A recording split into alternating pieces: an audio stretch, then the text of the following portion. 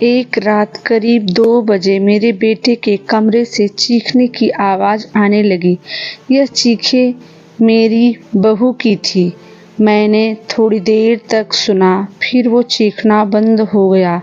मोहन के पिता मेरे पति को यह सब सुनाई दिया था, लेकिन फिर हमने उन्हें रात में पूछना उचित नहीं समझा, इसलिए दरवाज़ा नहीं खटखटाया। नमस्कार दोस्तों, बेटू की कहानी में आपका स्वागत है। आज मैं आपको बहुत ही अच्छी कहानी सुनाने जा रही हूँ। कहानी अच्छी लगे तो एक प्यारा सा लाइक करें और एक छोटा सा कमेंट ज़रूर करें। तो देर न करते हुए कहानी को शुरू करते हैं।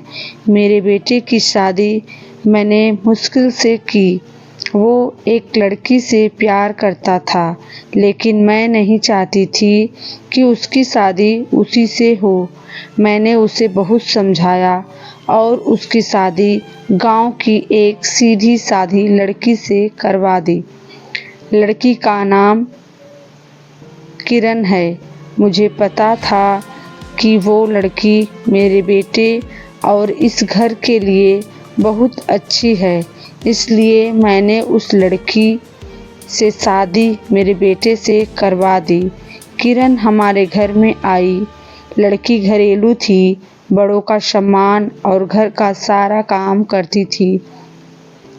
अभी 10 ही दिन शादी को हुए थे, लेकिन मुझे लगने लगा कि मैंने अपने बेटे की शादी इस लड़की से करवा कर अच्छा किया।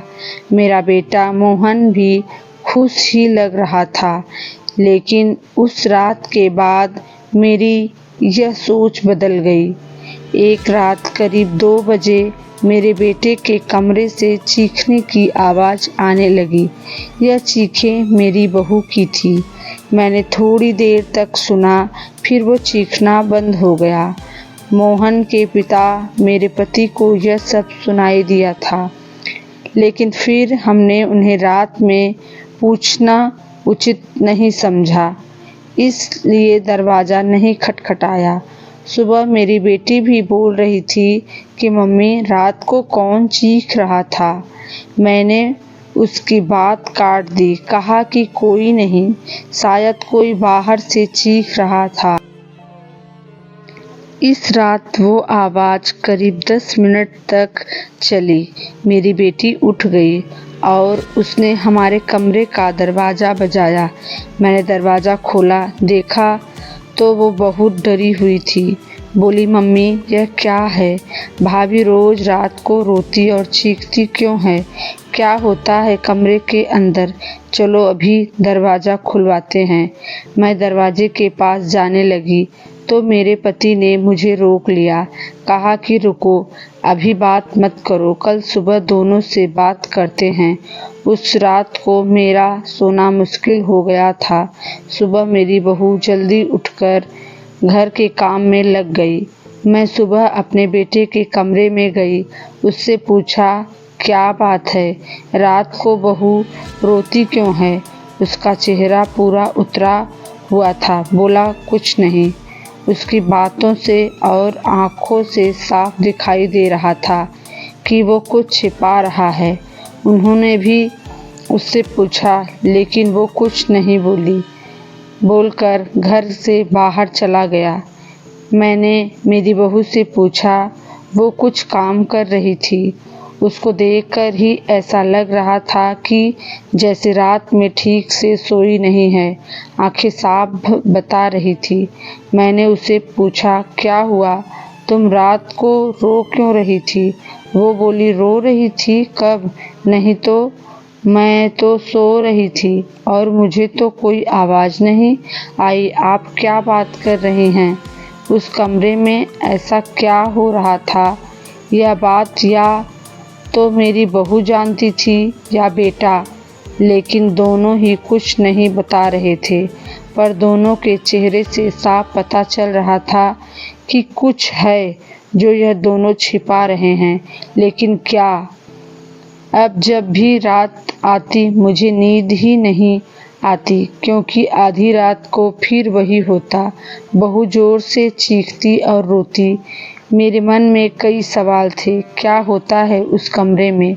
फिर एक रात करीब 2 बजे मेरे घर में वो हुआ जो मैंने सोचा भी नहीं था। मेरी बहू रात को कमरे से बाहर आ गई। उसके कपड़े कहीं भी जा रहे थे। उसे कुछ होश ही नहीं था। बाल खुले थे और वो घर के चौक में आकर बैठ गई। जोर से चीखने और रोने लगी। हम सभी घर वाले बाहर आ गए। मेरा बेटा भी कमरे से डरा हुआ बाहर आया। बहू की ऐसी हालत देखकर हम सब ही डर गए थे। मैंने मेरे बेटे से पूछा कि यह क्या है। वो बोला, बस माँ देख लो, यह रोज रात 2 बजे ऐसी ही किया करती है। मैं आप लोगों को क्या बताता। सुबह जब उसे पूछता हूँ तो उसे कुछ याद ही नहीं रहता है। बोलती है, मैंने तो कुछ नहीं किया। बहू जब थोड़ी देर बाद शांत हुई तो मेरा बेटा उसे कमरे में। इस दौरान उसके घर से फ़ोन आता रहा, लेकिन मैं टालती रही। मेरा बेटा भी कह रहा था कि मेरे वो दिन कैसे निकले हैं मैं ही जानता हूँ। मैं उसे वापस नहीं ला सकता। कहीं उसने मेरी जान ले ली तो क्या करोगी। मैंने उस पर फिर ज़्यादा दबाव नहीं डाला, पर मैं अपने आप को कोस रही थी कि मैंने अपने बेटे की शादी उस लड़की से क्यों करवा दी। अब मेरे घर में कोई नहीं चाहता था कि वो वापस आए। इन्हीं सब बातों में 3 महीने निकल गए। एक दिन अचानक ही मेरी बहू अपने सामान के साथ वापस मेरे घर आ गई। वो आते ही मुझसे कहती है, माँ जी, मैं जानती हूँ कि आप मेरे बारे में क्या सोच रही हैं, लेकिन सच क्या है यह आपको पता नहीं। उसकी बातों से मुझे लगा कि कुछ है जो वो बताना चाहती है। मेरा बेटा घर आया और उसे देखकर गुस्सा हो गया। कहा, यह यहाँ वापस आ गई। मैं अब यहाँ इस घर में नहीं रह सकता। मैं जा रहा हूँ। मेरी बहू ने उसी समय कहा, क्यों, सच सामने आ जाएगा इसलिए डर रहे हैं। बताइए सबको सच क्या है। मैं उस तरह से क्यों किया करती थी। बेटा बोला कि क्या सच है। सच यह है कि तुम पागल हो और रोज रात उस तरह से करती हो। बहू बोली कि माँ जी, आज अगर सबसे ज़्यादा दुखी और परेशान हैं तो वो और कोई नहीं, मैं हूँ।